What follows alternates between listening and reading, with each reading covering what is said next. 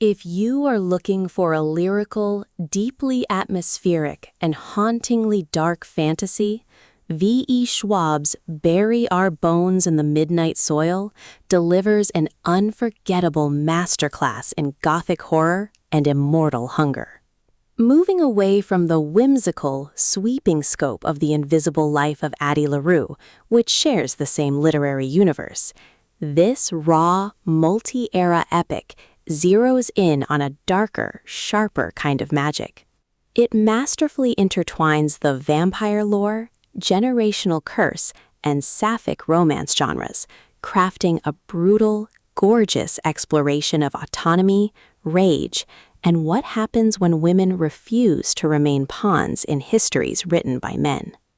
The story splits its focus across 3 distinct eras, tracking 3 women whose fates root themselves in the exact same cursed earth.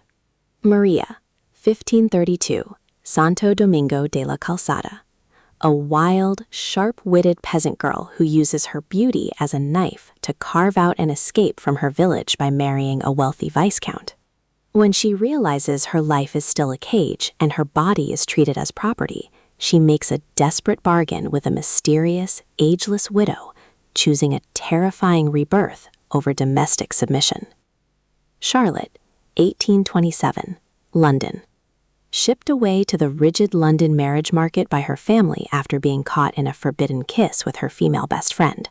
Cloistered and suffocated by societal expectations, she is swept off her feet by a mesmerizing, dangerous wealthy widow named Sabine, only to find that the price of eternal freedom carries a devastatingly toxic psychological toll. Alice, 2019, Boston. A shy, quiet student who flees her life in Scotland to reinvent herself at Harvard. Following a rare, reckless one-night stand with a mysterious woman named Lottie, Alice wakes up with a burning, monstrous hunger and physical changes she can't explain. She launches into a desperate hunt through modern city streets for answers and revenge.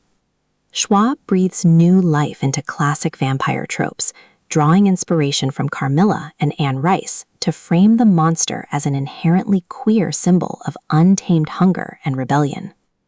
The narrative feels less like a fast-paced action blockbuster and more like an intimate, character-driven portrait of survival.